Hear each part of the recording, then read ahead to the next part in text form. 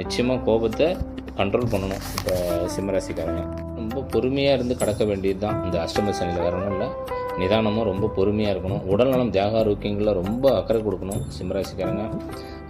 அந்த cholesterol, blood cholesterol, triglyceride, மண்ணீரல் சம்மந்தப்பட்ட விஷயங்களில் நம்ம ஒரு மருத்துவ வகையில் ஏதாவது ஒரு செலவு பண்ண வேண்டியது கூட வந்துடலாம்.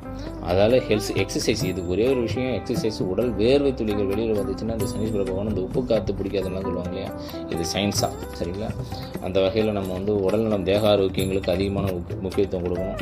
தேவையில்லாத உணவுகளை சாப்பிட்றத விட்டுடணும். இந்த ஃபாஸ்ட் ஃபுட் ஐட்டம்லாம் சொல்லுவாங்கள்ல, அதெல்லாம் எண்ணெய் பொருளை, எண்ணெயை குறைத்தால் ஆயிலை குறைத்தால் ஆயிலோடு வாழலாம்னு சொல்லுவாங்க. அந்த வகையில் ஆயிலை குறைத்து சாப்பிட்றது அது ரொம்ப கவனம் செலுத்திக்கோங்க.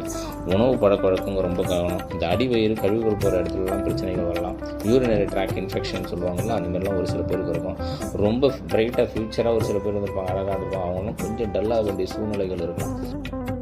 அதை பற்றி ஒன்றும் கவலைப்படாத. இதுதான் நான் சொன்னல, இந்த எக்ஸசைஸ் பண்ணுறது, உடல்நலம் தேக ஆரோக்கியத்துக்கு ஒரு முக்கியத்துவம் கொடுக்குறது, இந்த மாதிரிலாம் நம்ம கொடுத்தோம்னா நிச்சயமாக இந்த பிரச்சனைகள்லேருந்து கட்டாயமாக நம்ம உடல் ஆரோக்கியத்தை மீட்டெடுக்கலாம். இருக்குது இந்த பூர்வீகத்தில் சொத்து ஏதாவது இருக்கும், அதெல்லாம் கரெக்ட் டாக்குமெண்ட் ஓரியன்டாக கொஞ்சம் கரெக்ட் பண்ணிங்க. இப்போ 11 குரு, 2 ராகுகேதுனுடைய, இப்போ ராசியில் ராகுகேதுனுடைய அமைப்பு வருது இல்லைங்களா, அதெல்லாம் ஓரளவு சாதகமாக இருக்கும். ஒரு முறைக்கு வெற்றி கிடைக்கும். எப்படி கிடைக்கும்னா, நம்ம ஒரு 5-6 முறைக்கு மேலே முயற்சி பண்ணணும். பொறுமையாக தான் கிடைக்கும். ஒரு சில நேரங்களில் நமக்கு அவமானங்களும் சந்திக்கலாம், நிறைய பிரச்சனைகளையும் கொடுப்பாங்க, ரொம்பவும் கஷ்டப்படுத்துவாங்க. ஆனால் நம்ம அதற்காக தளராமல் நம்மளுடைய வேலைகளில் ரொம்ப கவனமாக இருந்து ரொம்ப நேர்மையான முறையில் கையாளணும். அது ரொம்ப முக்கியம் அந்த அஷ்டம சனி காலகட்டத்தில். இதுமாதிரி வண்டி வாகனம் ஓட்டும் போது ரொம்ப கவனமாக இருக்கும். ஏன்னா வண்டி வச்சுருந்தாலும் சரி, அதில் தேவையில்லாத செலவு வந்துட்டுருக்கும். ஒரு செலவு 2-3 முறை செலவு வரும். நல்லா ஓடிட்டு இருந்த வண்டி டக்குன்னு நிற்கும், அதுக்காக ஒரு செலவு வர வேண்டியது இருக்கும்.